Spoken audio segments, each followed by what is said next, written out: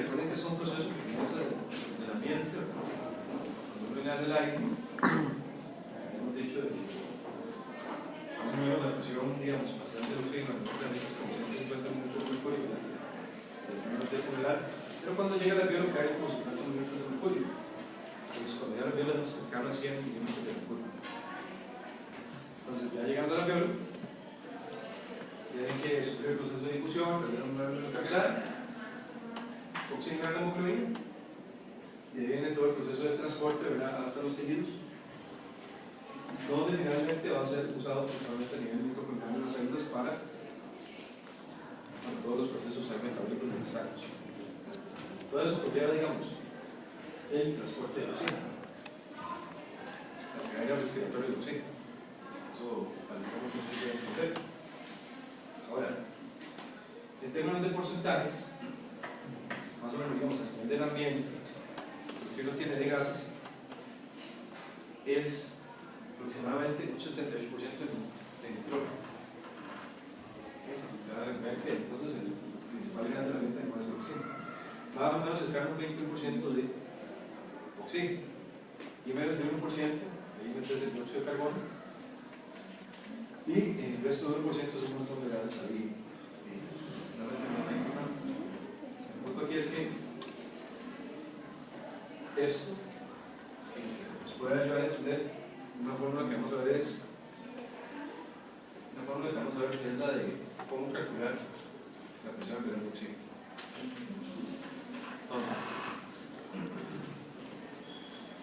La presión arterial atmosférica, hemos dicho en las clases pasadas, es cercana, digamos, a 760 milímetros de mercurio a nivel mar. Más o menos el caso como 760. De esa presión atmosférica, más o menos 47 milímetros de mercurio corresponde a una presión ahí del vapor de agua que existe. El resto de las presiones se deben a los gases, como mencionamos en términos de porcentaje. Entonces, usted quisiera calcular y entender cómo es que, digamos, la presión de oxígeno en el ambiente 150 no podría agarrarse de estos valores. Entonces, de 160 la presión atmosférica le restan 47 milímetros de mercurio, que es la presión de vapor de agua. ¿Cuánto da? 713. 713. Y esos 713 milímetros de mercurio se deben a todas las presiones parciales de los gases, ¿verdad?, que hay en el ambiente.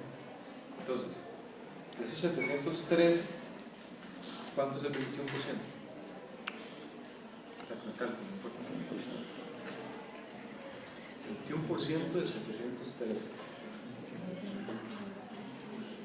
En términos de porcentajes, eso es lo que representa el oxígeno, 21%. Como 100. ¿Ah? Como 100, digo yo. No. Calculo. ¿Cómo es? Sacarle el 21% 713. Como, 100 algo.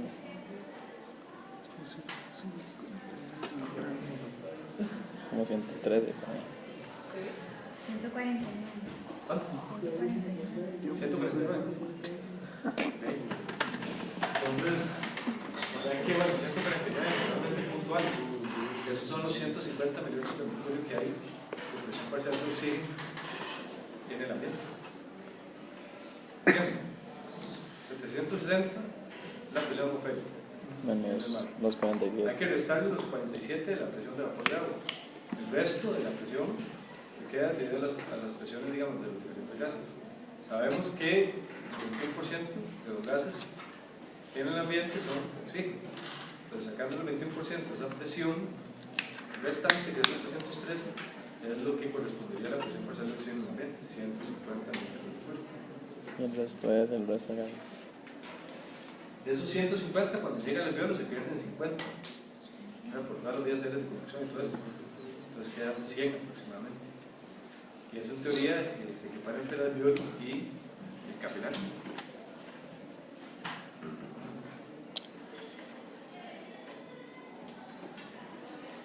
Entonces eso. 150 a 149. 173.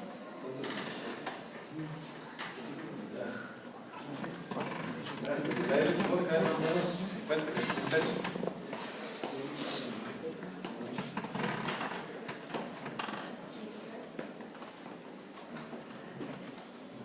Entonces, esto que se menciona acá es básicamente lo que la retirada de oxígeno del alveolo va a depender obviamente del flujo sanguíneo a través de los diferentes capilares pulmonares que viven en estos alveolos, en la equiparación de presiones a través de la membrana alveolar.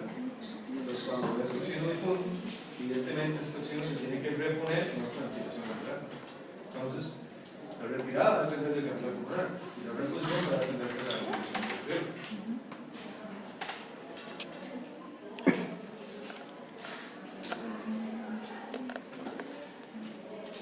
Bueno, el requerido de flujo sanguíneo a través de los capilares pulmonares al final es llevar sangre oxigenada que va a terminar en los tejidos de diferentes partes del cuerpo para lo que es el consumo metabólico muscular de oxígeno. Entonces, al final, la velocidad de retirada del oxígeno por los capilares pulmonares depende del consumo metabólico de oxígeno.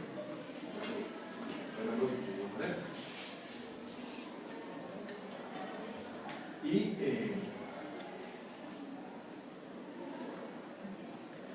eventualmente, digamos,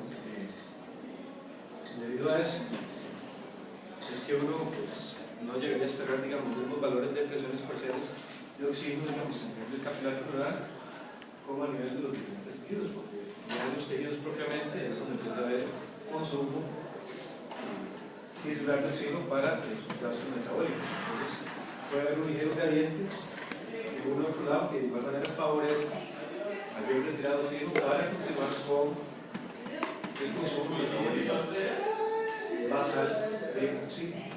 Pero bueno, todo eso que les digo es básicamente lo mismo respecto a la cadena respiratoria del oxígeno, todo ese paso de que usted lo respiró hasta que ya la célula lo utiliza. Ok. Entonces, ya teniendo claros estos conceptos ahí básicos, vamos a hablar en detalle de las causas ya de los trastornos de oxigenación por hipoxemia. Esencialmente pueden haber 4 causas: la hipoventilación, la limitación de la ejecución, el cortocircuito, que es un pichón, y el desbalance de la producción. Esto siempre pregunto, es una cuestión que debemos estar intentando bien. Entonces, ¿qué es una hipoventilación? ¿Qué es? No hay una ventilación adecuada. Hipoventilación. ¿Qué es? O sea, ¿qué le suena a hipoventilación? Menos ventilación. Hipoventilación. Menos que Ventilación.